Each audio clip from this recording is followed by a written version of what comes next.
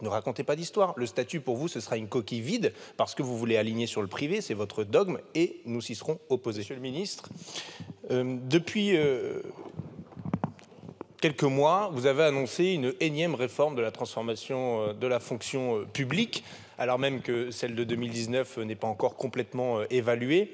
Et vous avez dit vouloir lever un certain nombre de tabous. Bon, on reconnaît bien là les éléments de langage de tous les libéraux qui se sont succédés au gouvernement, voyant dans la fonction publique quelque chose de rigide, des freins, des difficultés dans la mobilité.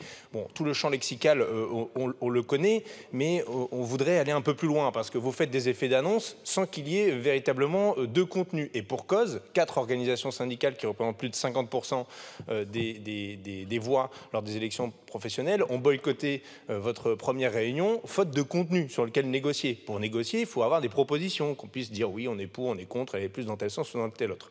Et pour cause, les tabous que vous voulez lever sont par exemple celui du licenciement dans la fonction publique.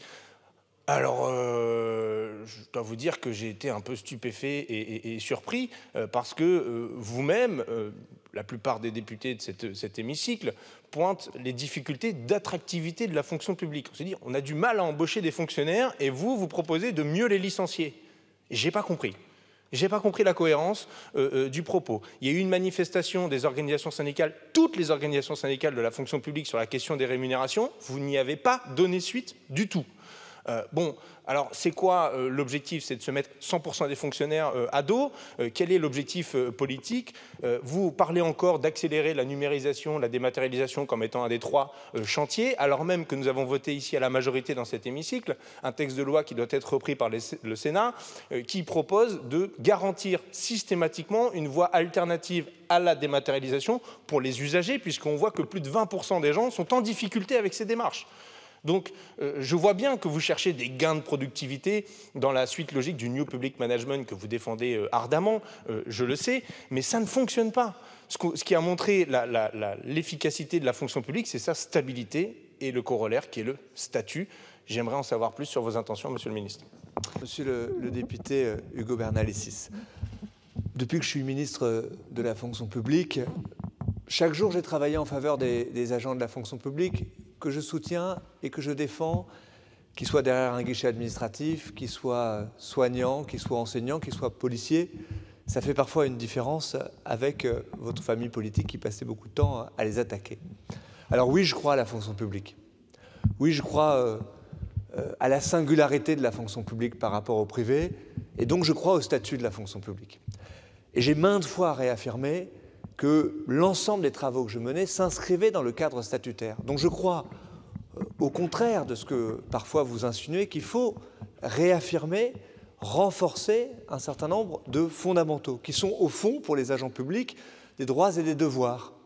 L'égalité d'accès aux emplois, la protection contre l'arbitraire du politique, la distinction entre les grades et les emplois, l'adaptabilité aussi de la fonction publique, la neutralité de la fonction publique, ce qui fonde, au fond, le statut de la fonction publique. Mais défendre le statut de la fonction publique, c'est aussi regarder la réalité telle qu'elle est, non pas telle que vous l'imaginez parfois, et constater que la réalité, elle n'est pas aussi pure et parfaite que vous la décrivez.